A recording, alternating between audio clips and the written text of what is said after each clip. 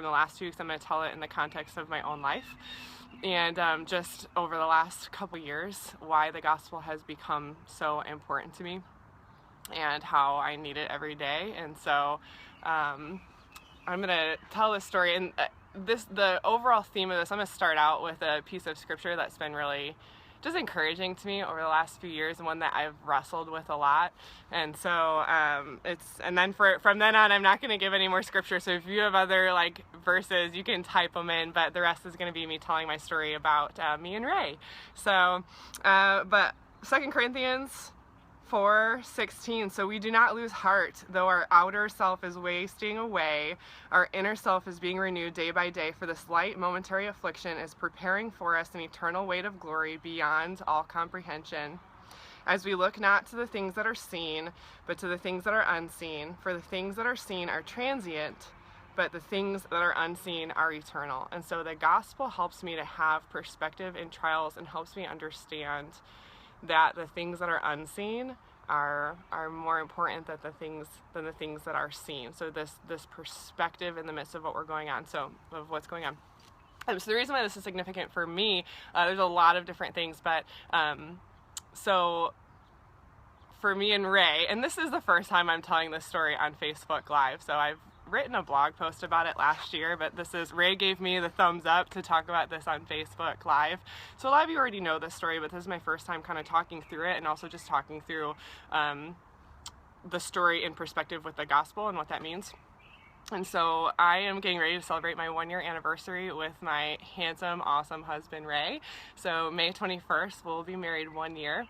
Last year, however, we went through a really rocky time in that February before we got married, so it was 3 months before we were getting married.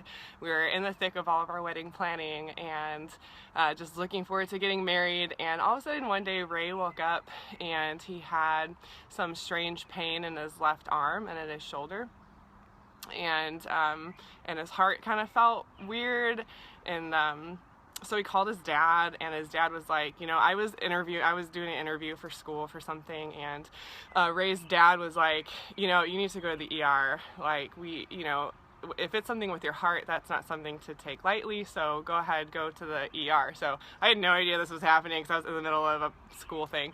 So I get a call from Ray. He's like, hey, honey, I'm okay, but I'm in the ER.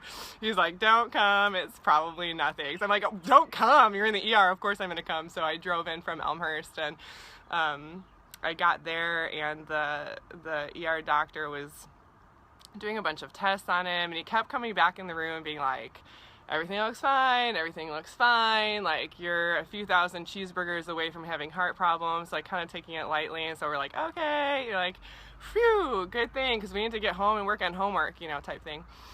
And then all of a sudden, like, I'm gonna try not to get emotional during this video, but can't guarantee it. So I didn't think I was gonna get emotional during my first one, and I did, so it is what it is.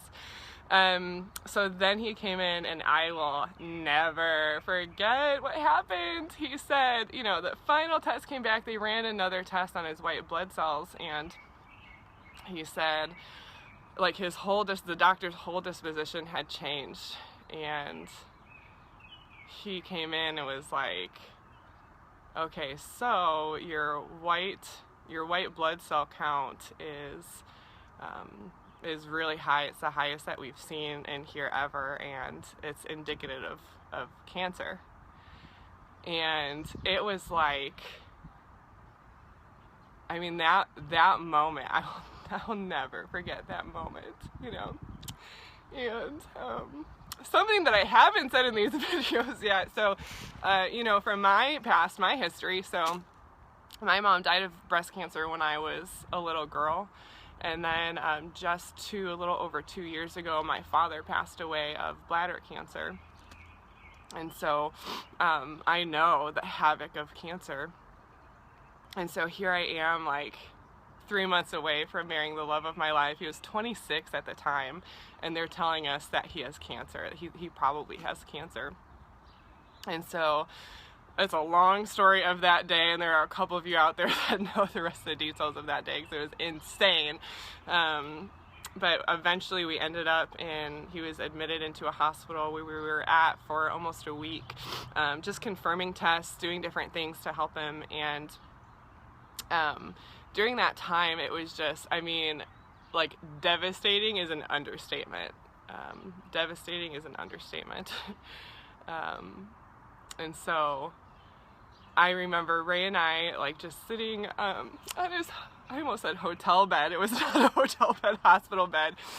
And we watched the Bible Project. Shout out to the Bible Project. If you haven't looked that up, you need to look it up. The Bible Project is, they do different series on books of the Bible. And we sat down together and went through Job together and started reading through and understanding just this big picture of what God is doing. You know, Job, the story of Job, he goes through like way worse things than me and Ray were going through. And in the end, you know, he keeps questioning God, why? And God doesn't actually give an answer. He really just says, like, he talks about his character. God talks about his sovereignty and all the things that he has pieced together in creation, and that he is over all, and that there's no way we can even begin to understand. And I don't think it's wrong to question why, but it's okay to not know the answers. And so that was the start of a long journey for us. And I'm going to talk about how the gospel ties into here in a second. So throughout that, he was officially diagnosed with chronic myeloid leukemia,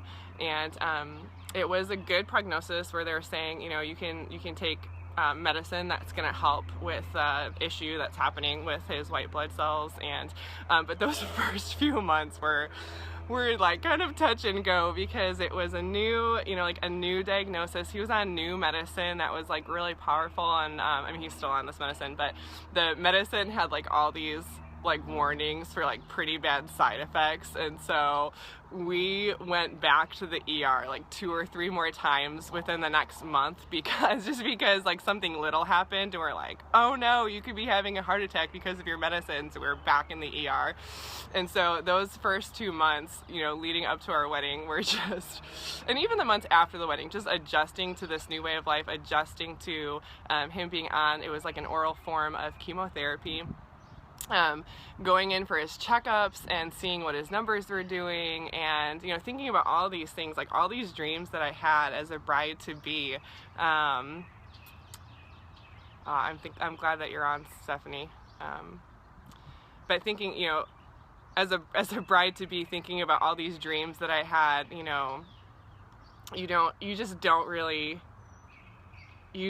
conceive that, you know, as a newlywed, you're going to have a husband that's battling cancer. And so for us in those months, even after that diagnosis, just getting used to everything, and we started going to the church that we're at now, which we love, and we had tremendous support from the church that we had just left. We had to move to the suburbs because of our jobs. But I remember being in Bible study, the Bible study that we're in now. I'm going to be honest, I don't remember what passage we're going through. I'm so sorry to my group. I don't even think that they're on Facebook, but I don't remember what passage we were going through. But I remember Ray and I spending time in scripture, and around that time we were like hearing more news about some of the implications of his disease that were just hard to kind of grapple with and think through, like long-term things. And so anyways, there was this point in time where we were really just reflecting on the gospel. So this is how the gospel ties in here. We were reflecting on the gospel, and it was like all of a sudden God started to show us, once again, I've said this before in our videos, but God had satisfied our greatest need on the cross. And what that means is this. So our greatest need in life is actually not health. Our greatest need in life is not comfort. Our greatest need in life is not security, it's not financial prosperity, it's not success. Our greatest need in life, my greatest need in life is not to have 2 healthy parents. My greatest need in life is not to have a healthy husband. My greatest need in life is Jesus. And I have that because of the gospel. And so why do Christians need the gospel? Because it gives us perspective in those hardships and recognizing, so what did Jesus do when he died on the cross for me? What did he do? So he satisfied my greatest need, which was forgiveness of sins. They gave me freedom from guilt. It gave me freedom to live for God. It gave me access to God. It gives me a relationship with Jesus where I can rest in unconditional love that is not based on anything that I do, not based on my own merit, not based on who I am. It's based on him and his love and his kindness. And he gives me Jesus. He gives me that freedom. He gives me that gift.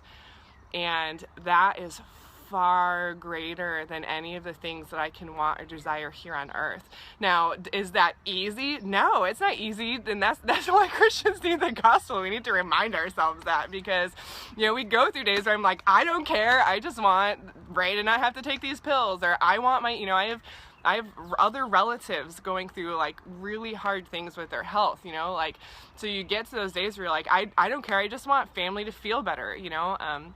So it's a struggle. Like, I'm not going to get on here and say like it's all roses and it's all easy and all pain goes away, but there's a certain joy and peace and comfort within that pain, because of the gospel, that just gives me this bigger perspective that the things that are unseen are eternal. The things that are seen are temporary. And so Ray and I have just been reminding ourselves of that over this past year, and cherishing the gospel, like cherishing the gospel, cherishing what it means for us, cherishing the implications of that, and just living in light of that, living in light and reminding ourselves that God has satisfied our greatest need. He's satisfied our greatest need. So by way of update, sorry, this is probably a really long video and one of my more serious ones, so I'm sorry that nothing funny is happening, but since then, like, just a couple updates on Ray's health, because I don't write about it very often on here just because we've been so busy, but I see that one of my besties is on here, Tara, so she actually set up a GoFundMe account last year. So just ways that God has, like, in addition to him satisfying our greatest need, he's also been satisfying so many of our other needs up until this point. So with this GoFundMe account that was set up for us, and many of you watching, you have contributed to that.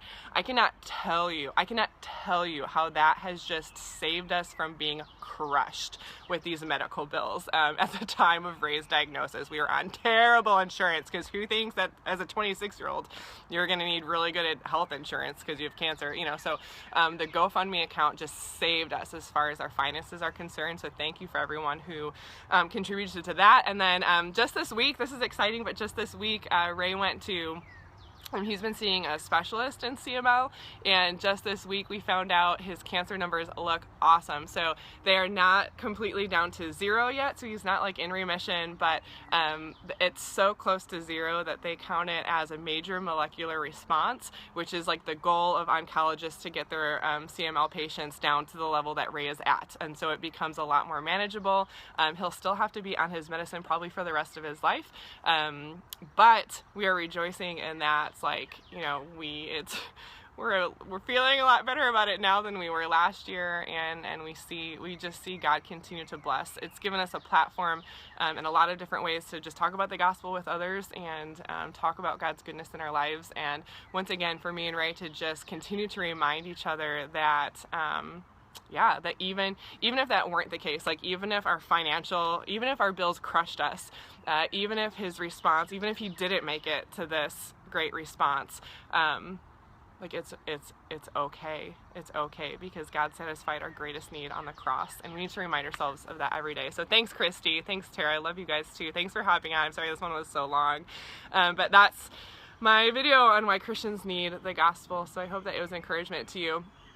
Sometimes I do these videos and I don't get tons of responses. So if you can just comment down below, like, I don't know what to tell you to comment today. Just say hello and that you watched. It helps me know when people are watching. So, and I'll be back on tomorrow. Hopefully it really will be at 7:15 and not the afternoon. So take care. Have a wonderful day.